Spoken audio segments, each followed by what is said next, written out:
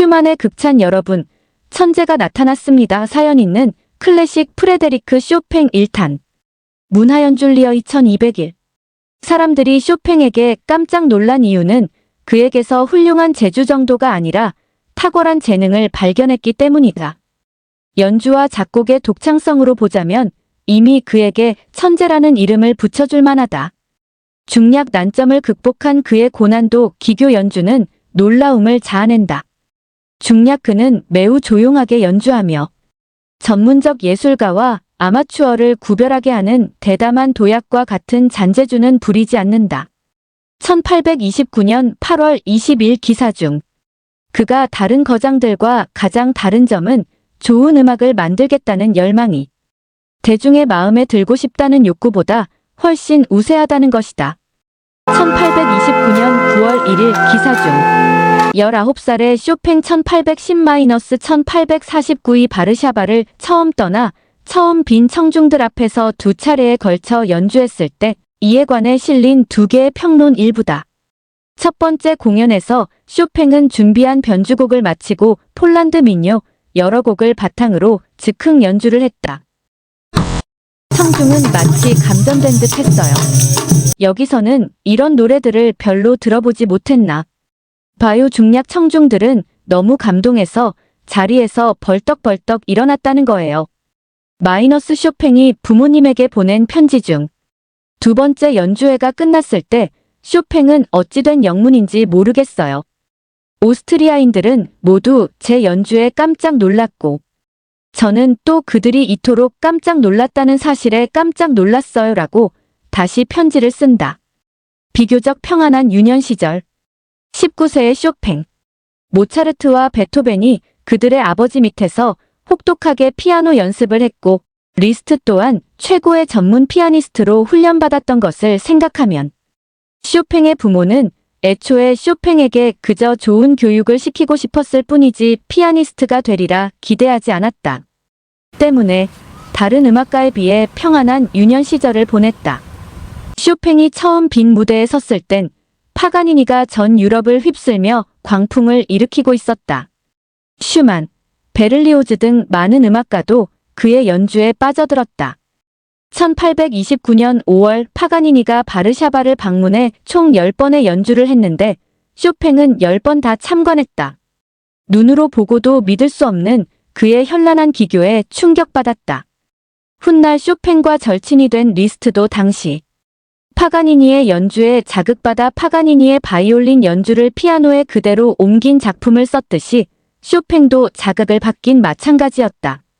공연을 보고 난 후 몇 주 만에 에뛰드를 쓰기 시작해서 연말까지 4곡을 완성했다. 에뛰드 8번 11번. 빈에서 첫 연주부터 파리에서 마지막 연주까지 쇼팽을 따라다닌 악플은 피아노 소리가 너무 작다는 것이었다. 큰 공연장 뒷자리에서는 피아노 소리가 들리지 않았으니 큰 공연장보다는 살롱 연주가 그의 스타일에 더 어울렸다. 리스트처럼 화려한 기교를 뽐내며 큰 소리로 대중을 압도하기보다는 섬세한 터치로 울림을 주는 쇼팽의 연주는 당시에는 장점이기도 한 동시에 단점이 되기도 했다. 쇼팽도 물론 이를 너무 잘 알고 있었다. 제 연주가 너무 부드럽다고, 아니 피아노를 너무 세게 탕탕 쳐대는 이곳 연주자들의 익숙한 빈 사람들에게 너무도 섬세하다고 해요. 이런 비판이 신문에 실릴 거라고 저는 예상하고 있었어요. 하지만 그런 기사가 난다 해도 저는 상관없어요. 중약 저는 제 피아노 소리가 너무 크다는 말을 듣는 것보다 지금이 더 좋거든요. 마이너스 쇼팽의 편지. 쇼팽은 프랑스어를 가르치는 아버지와 피아노를 잘 치는 어머니 아래 둘째 아들로 태어났다. 쇼팽의 아버지 니콜라 쇼팽은 바르샤바 고등중학교에서 프랑스어를 가르치다가 훗날 바르샤바 대학 불문학 교수를 역임한다. 위로 누나와 아래 여동생 둘이 있었는데 문학적 소양이 풍부했던 막내 여동생 에밀리아는 14세의 결핵으로 사망한다. 7살의 천재 탄생. 감수성이 남달랐던 아기 쇼팽은 엄마나 누나가 피아노를 치면 그 소리에 울었다. 7살인 누나 루드비카가 엄마에게 배운 실력으로 4살 쇼팽에게 처음으로 피아노를 가르쳤다. 소꿉 장난처럼 가르쳤는데 금세 누나를 따라잡았다. 이런 쇼팽에게 처음 스승이 된 사람은 바이올리니스트인 보이치에흐 지분이었다. 쇼팽은 자신이 만든 곡을 이 스승에게 들려주었고 지분이는 쇼팽에게 만든 곡을 악보로 정리하는 법을 알려주었다. 그러니까 쇼팽은 작곡을 배우지도 악보를 적는 법도 모른 채 떠오르는 악상을 연주한 거다. 쇼팽의 나이 겨우 7살. 그렇게 7살에 첫 작품집이 출간되었다. 쇼팽은 천재다. 음악의 기본만 가르치면 나머지는 스스로 깨우칠 것이다. 지분이는 이렇게 말하며 쇼팽에게 어떤 음악적 강요 없이 자유롭게 표현하도록 했다. 이렇게 폴로네이즈 지단조와 B플랫 장조 두 곡을 발표했고 세상은 발칵 뒤집혔다. 7살의 천재 탄생 유명한 음악 전문지 파미엔토닉 바르샤프스크는 이렇게 대서특필했다. 다음 해에 라지비우 궁전에서 최초 쇼팽의 공개 연주회가 열린다. 12세의 쇼팽은 바르샤바 음악원장인 엘스너에게 피아노를 배우기 시작했고 아버지가 프랑스어 교사로 일하는 기숙학교인 리체움에서 여타 과목을 공부했다. 형편이 넉넉하지 않았던 쇼팽의 부모는 이곳에서 귀족 자녀들을 대상으로 하숙을 쳤다. 쇼팽은 자연스럽게 이들과 어울리며 방학이면 그들의 영지가 있는 시골에서 시간을 보냈다. 바르샤바 도시 생활만 했던 그는 처음으로 농민들의 결혼식과 축제 등을 접하고 현지에서 민속음악을 들었다. 이때 들은 민속음악은 그에게 커다란 감흥을 주었고 이 기억은 훗날 그가 작곡한 마주르카에 큰 영향을 주었다. 마주르카는 폴란드 마조푸세 지방에서 유래된 춤곡이다. 그러니까 폴로네이즈도 마주르카도 폴란드 춤곡이다.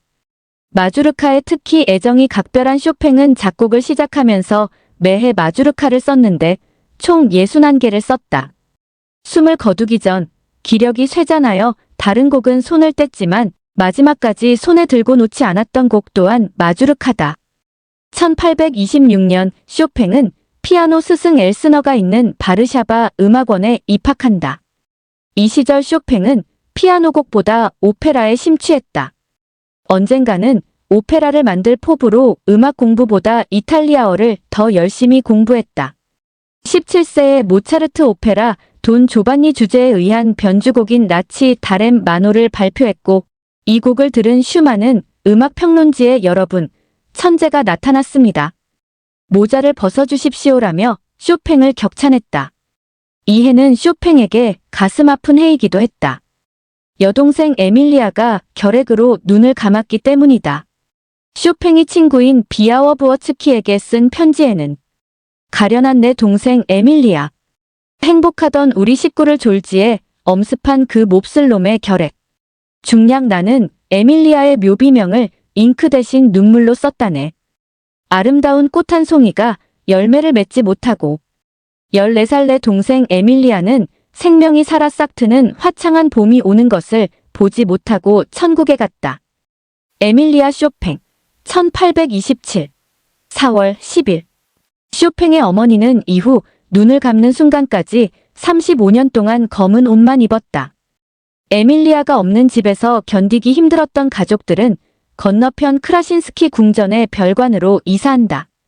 이곳이 쇼팽이 폴란드에서 거주한 마지막 집이다. 2년 후 쇼팽은 음악원을 졸업하는데 졸업 성적표에는 쇼팽 프레데리크 3학년 학생 탁월한 능력 음악적 천재성 이라고 적혀 있다. 졸업과 동시에 쇼팽은 빈으로 여행을 떠난다. 그리고 2번의 연주회가 빈에서 열렸고 결과는 서두에 나온 바와 같다.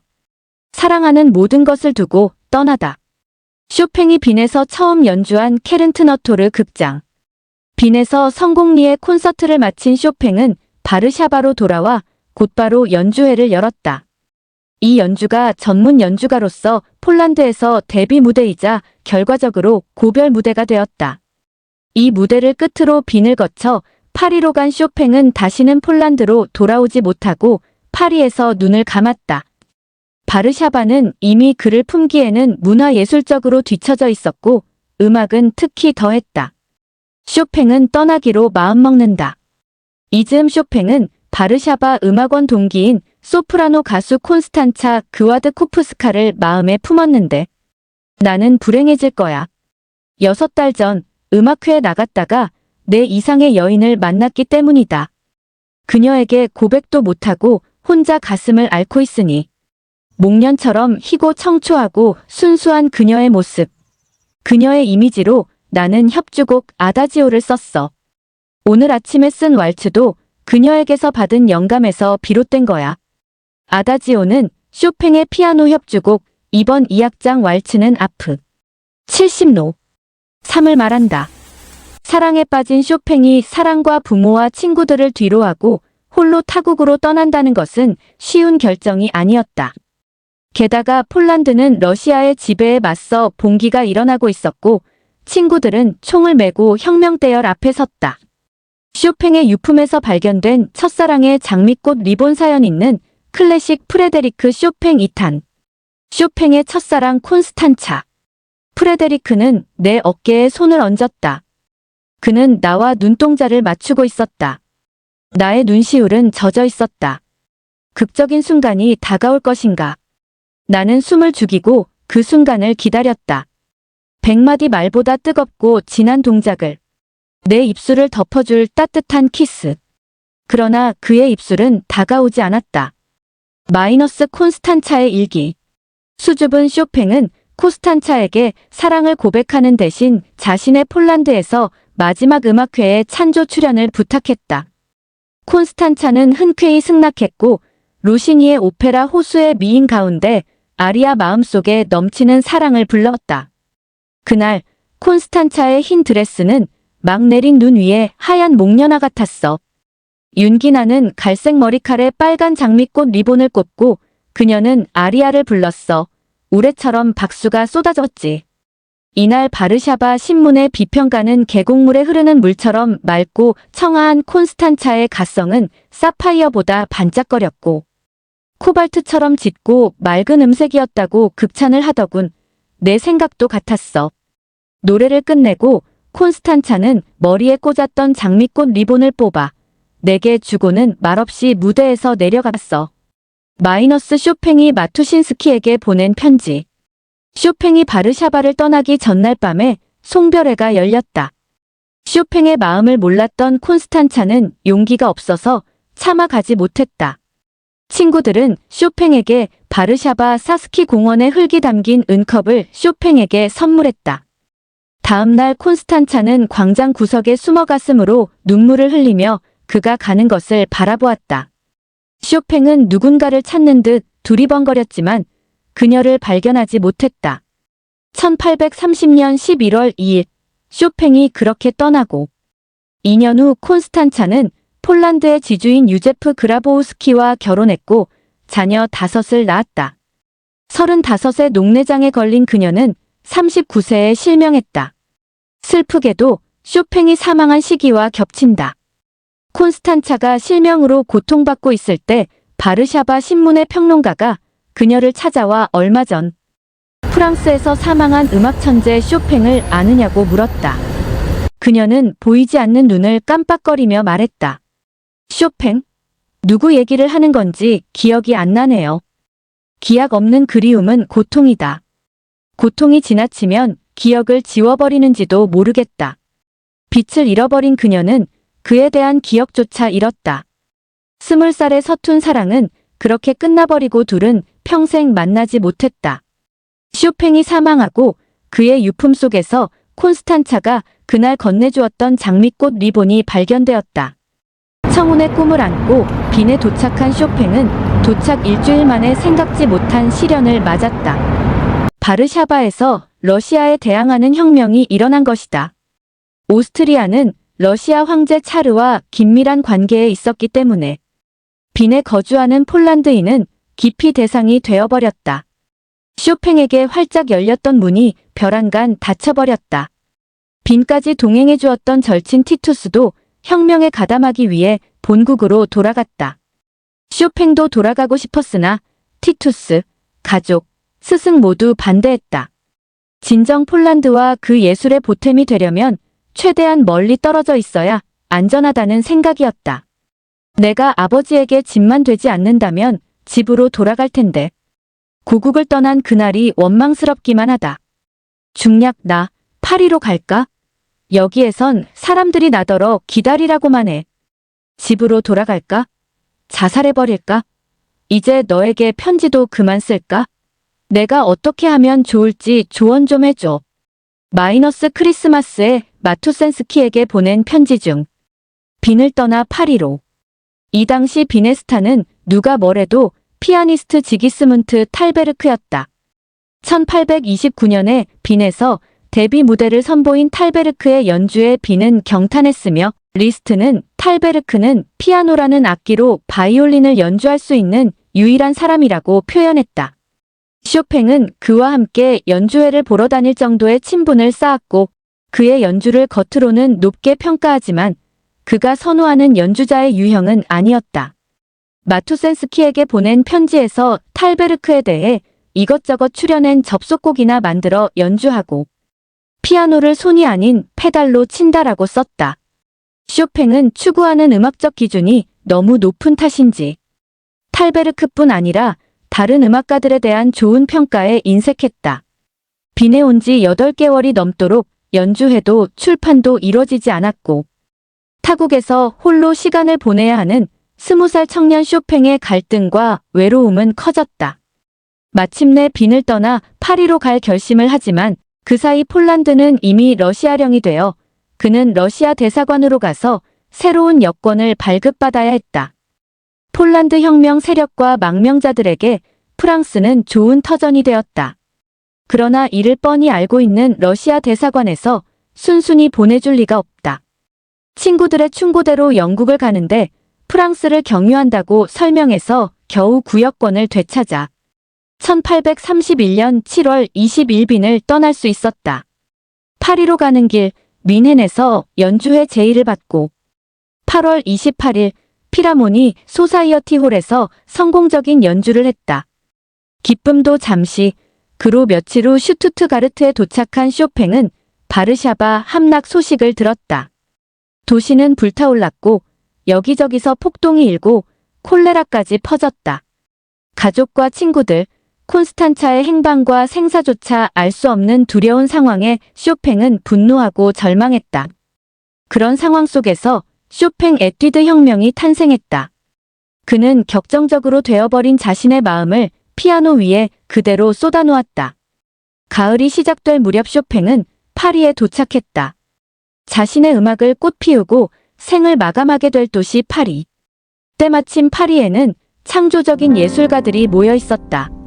문학의 위고 하이네, 샤토브리앙, 보들레르, 조르주 상드, 미술의 들라크루아, 앵그르, 음악의 칼크브레너, 힐러 등이 버티고 있었고 모차르트와 베토벤, 슈베르트의 대를 이을 젊은 작곡가인 리스트 20, 멘델스존 22, 베를리오즈 28, 아직 10대인 베르디와 바그너, 그리고 쇼팽 21이 대기하고 있었으니 그야말로 별들의 대잔치가 벌어진다. 쇼팽은 특히 칼크브레너를 동경했으며 그를 마음속 스승으로 받아들였다. 칼크브레너 역시 쇼팽의 재능에 탐복하여 서로의 집을 오가며 연주에 대한 조언을 주고받았다. 또한 작곡가이면서 피아니스트인 페르디난트 힐러와 가깝게 지내면서 그로부터 리스트와 멘델스존을 소개받았다. 당시 멘델스존은 서곡 핑갈의 동굴을, 베를리오즈는 그의 걸작인 환상 교향곡을 발표하여 최고의 자리에 있었다. 이런 멘델스존과 베를리오즈는 쇼팽의 연주에 빠졌으며 그들의 친분은 두터워졌다. 1832년 파리 플레이엘홀에서 쇼팽의 첫 연주가 열렸다. 단독 공연은 아니었고 칼크브레너, 스타마티와 같이 당대 네로라 하는 연주자들이 참가했다. 쇼팽은 피날레로 자신의 피아노 협주곡 1번을 연주했고 플레이엘홀 개관 이래 최대의 박수를 끌어냈다. 멜로디에 혼이 살아있었다. 작곡가의 상상력은 풍부했고 매우 독창적이었다. 그의 연주는 서정이 흘러넘쳤으며 섬세하고 화려했다. 마이너스 조세프 페티스의 논평. 파리에 뜬 두 개의 태양. 당대 최고의 아이돌 스타리스트. 하지만 무엇보다도 파리에 뜬 두 개의 태양은 리스트와 쇼팽이다. 쇼팽이 파리에 와서 첫 연주를 선보인 날 리스트도 그 자리에 있었다. 우리는 그가 플레이 엘살롱에 처음 섰을 때를 기억한다. 시적 감성의 새로운 면모를 보여주고 음악 형식을 다행스러운 방향으로 혁신한 그 재능을 생각하면 그때 소나기처럼 퍼붓던 박수갈채도 우리의 감격을 표현하기에는 한참 모자랐지 싶다. 마이너스 리스트의 회고록 중 쇼팽과 리스트는 매우 다른 연주 스타일을 지녔다. 쇼팽은 섬세한 연주로 그런 섬세함을 끌어내기 적합한 플레이 엘 피아노를 사용했고 리스트는 화려한 퍼포먼스를 중점으로 대규모 공연을 선호했기에 대음량 피아노인 에라르 피아노를 사용했다. 둘은 서로 종종 협연을 하기도 했다. 리스트와 쇼팽이 선 무대는 말할 것도 없이 이슈의 중심이 되었다. 형용할 수 없는 극찬의 논평들이 때마다 실렸다. 쇼팽은 리스트를 작곡가가 아닌 피아노를 치는 흥행사라고 낮게 표현했지만 리스트는 쇼팽을 천재 작곡가, 천재 피아니스트라고 격찬했다. 쇼팽은 대중 연주자로 대중을 압도해버리는 리스트의 연주 방식이 섬세하게 연주하는 자신과 경쟁 상대가 되지 않는다는 것을 일찌감치 파악했다. 그런 리스트가 자신을 열광적으로 찬미하는 것이 내심 불편했다.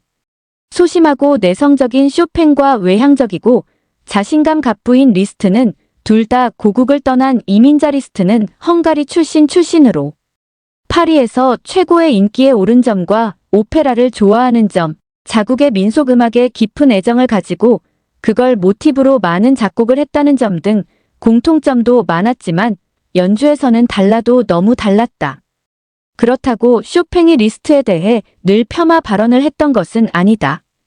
왜냐하면 지금 이 순간도 리스트는 내가 작곡한 에뛰드를 치고 있는데 그걸 듣다 보면 존중받을 만한 평소 내 생각의 경계 너머까지 나가게 되네. 내 곡을 연주하는 그의 방식을 훔치고 싶은 심정이야. 마이너스 쇼팽이 페르디난트 힐러에게 쓴 편지 중